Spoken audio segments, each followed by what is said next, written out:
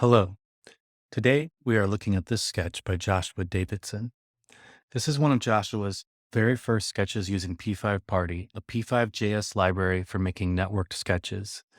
It builds on one of the official P5 Party examples called sync letter.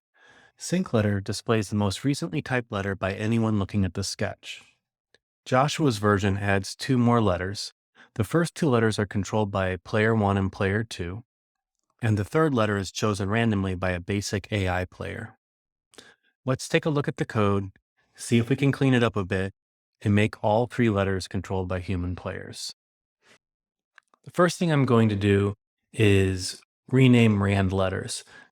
There are two variables, host and guest, that are initialized but never really used. They're probably left over from earlier experimentation. Let's take them out. This code creates three shared objects, one for each letter.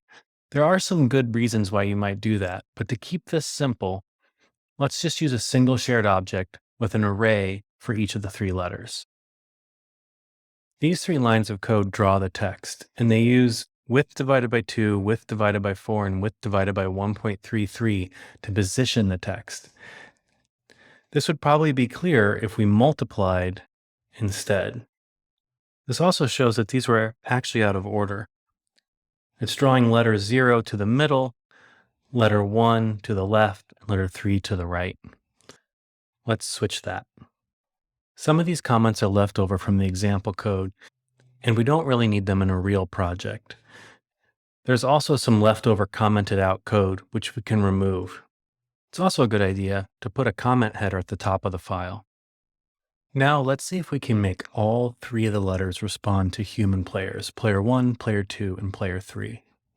To set up a multiplayer game, we have to make some decisions. First, how will people decide which player they're going to be? To keep things simple, we're going to have the first person to connect to the game be player 1, the second person to connect to the game be player 2, and the third person to connect to the game be player 3. We won't provide a way for a new player to take over the player 1, 2, or 3 position if that player has left. We can use party as host in the setup function to see if this client is the first client connecting to the sketch. If they are, we're going to reset the letters to A, B, and C and set current players to 1. If they're not, we'll add 1 to current players. We'll also keep a local variable to keep track of which player we are. So the first client to connect should be the host, and the player ID should be 1. The second one should be 2, and the third one should be 3. When the key is pressed, we're going to change the letter that corresponds to our player ID. Let's see if that works. This is the first player, and typing should change the first letter. We'll connect as a second player and as a third player. Let's try to spell a word.